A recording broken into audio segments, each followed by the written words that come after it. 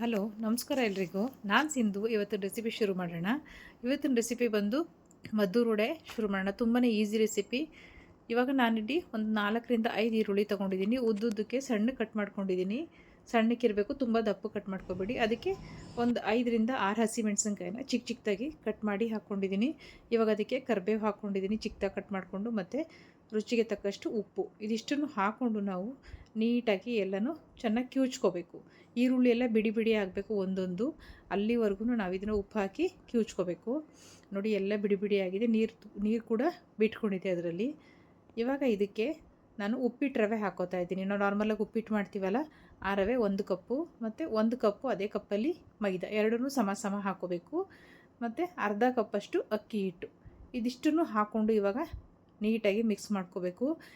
ಇವಾಗ ನಾನಿಲ್ಲಿ ಕಡಲೆ ಬೀಜ ಇರುತ್ತಲ್ಲ, ಅದನ್ನು ಪುಡಿ ಮಾಡ್ಕೊಂಡಿದ್ದೀನಿ. ಅಂದರೆ ತುಂಬ ಪೌಡ್ರಲ್ಲ, ಸ್ವಲ್ಪ ಹಾಗೆ ಪಲ್ಸ್ ಮಾಡಲ್ ಇಟ್ಕೊಂಡು ಇದು ಮಾಡ್ಕೊಂಡಿರೋಂಥ ತರಿಯಾಗಿ ಪೀಸ್ ಮಾಡ್ಕೊಂಡಿರುವಂಥ ಕಡಲೆ ಬೀಜನ ಹಾಕ್ಕೊಂಡು ಮಿಕ್ಸ್ ಮಾಡ್ಕೊತಾ ಇದ್ದೀನಿ. ಇದಕ್ಕೆ ನೀವು ಬೇಕು ಅಂದರೆ ಬಿಳಿ ಎಳ್ಳು ಕೂಡ ಆ್ಯಡ್ ಮಾಡ್ಕೋಬೋದು. ನಾನಿಲ್ಲಿ ಬಿಳಿ ಎಳ್ಳನ್ನ ಆ್ಯಡ್ ಮಾಡ್ತಾಯಿಲ್ಲ, ಹಾಗೆ ಮಾಡ್ತಾಯಿದ್ದೀನಿ. ಕೊತ್ತಂಬರಿ ಸೊಪ್ಪು ಬೇಕಾದರೆ ನೀವು ಕೊತ್ತಂಬರಿ ಸೊಪ್ಪು ಕೂಡ ಹಾಕೋಬೋದು.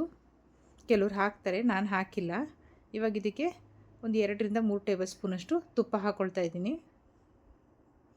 ಮತ್ತು ಕಾಯಿಸ್ಕೊಂಡಿರುವಂಥ ಎಣ್ಣೆ, ಒಂದು 8 ರಿಂದ 9 ಟೇಬಲ್ ಸ್ಪೂನಷ್ಟು ಎಣ್ಣೆ ಬಿಸಿ ಇರುತ್ತೆ ಹಾಕೋಬೇಕಾದ್ರೆ. ಫಸ್ಟು ಒಂದು ಸ್ಪೂನಲ್ಲಿ ನೀಟಾಗಿ ಮಿಕ್ಸ್ ಮಾಡ್ಕೊಳ್ಳಿ. ಅದಾದಮೇಲೆ ಕೈಯಲ್ಲಿ ಕಲಿಸ್ಕೋಬೇಕು. ಕೈ ಹಾಕೋಕ್ಕೆ ಹೋಗಬಾರ್ದು, ಸಿಕ್ಕಾಪಟ್ಟೆ ಬಿಸಿ ಇರುತ್ತೆ. ಹಾಗಾಗಿ ಸ್ವಲ್ಪ ತಣ್ಣಗಾದ್ಮೇಲೆ ಕೈಯಲ್ಲಿ ನೀಟಾಗಿ ಮಿಕ್ಸ್ ಮಾಡ್ಕೋಬೇಕು.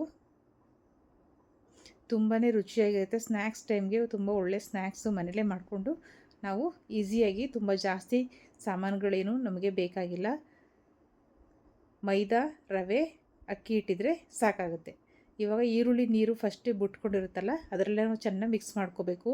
ಅದಾದಮೇಲೆ ಮತ್ತೆ ಪುನಃ ಸಾಕಾಗಲಿಲ್ಲ ಅಂದಾಗ ಸ್ವಲ್ಪ ನೀರನ್ನು ಹಾಗೆ ಕೈಗೆ ಚಿಮ್ಕಿಸ್ಕೊಂಡು ನೀಟಾಗಿ ಕಲಿಸ್ಕೋಬೇಕು.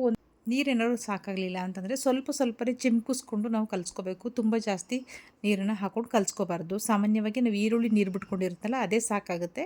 ಬೇಕು ಅಂದರೆ ಎಕ್ಸ್ಟ್ರಾ ಮಾತ್ರ ನಾವು ಮೇಲೆ ಸ್ವಲ್ಪನೇ ಹಾಕ್ಕೊಂಡು ಕಲಿಸ್ಕೋಬೇಕು. ನೋಡಿ, ಹಿಟ್ಟು ಇವಾಗ ಚೆನ್ನಾಗಿ ನಾದಿ ರೆಡಿ ಮಾಡಿ ಇಟ್ಕೊಂಡಿದ್ದೀನಿ. ಇವಾಗ ಇದನ್ನು ಉಂಡೆ ಮಾಡ್ಕೋಬೇಕು. ನಿಮಗೆ ಯಾವ ಸೈಜ್ ವಡೆ ಬೇಕೋ ಆ ಸೈಜ್ಗೆ ನೀವು ಉಂಡೆಗಳನ್ನ ಮಾಡ್ಕೊಂಡು ಇಟ್ಕೊಳ್ಳಿ.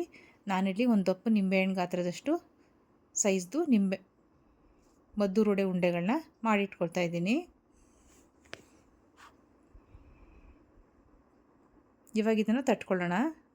ನಾವು ಹೋಳಿಗೆ ಒಬ್ಬಟ್ಟೆಲ್ಲ ಮಾಡ್ತೀವಲ್ಲ, ಆ ಥರ ಶೀಟಿಗೆ ಸ್ವಲ್ಪ ಎಣ್ಣೆ ಹಚ್ಕೊಂಡಿದ್ದೀನಿ. ನೀವು ಎಣ್ಣೆ ಕವರ್ ಮೇಲೆ ಬೇಕಾದರೆ ಕೂಡ ತಟ್ಕೊಬೋದು. ನೋಡಿ, ಈ ಥರ ಎಣ್ಣೆ ಹಚ್ಕೊಂಡು ತಟ್ಕೋಬೇಕು.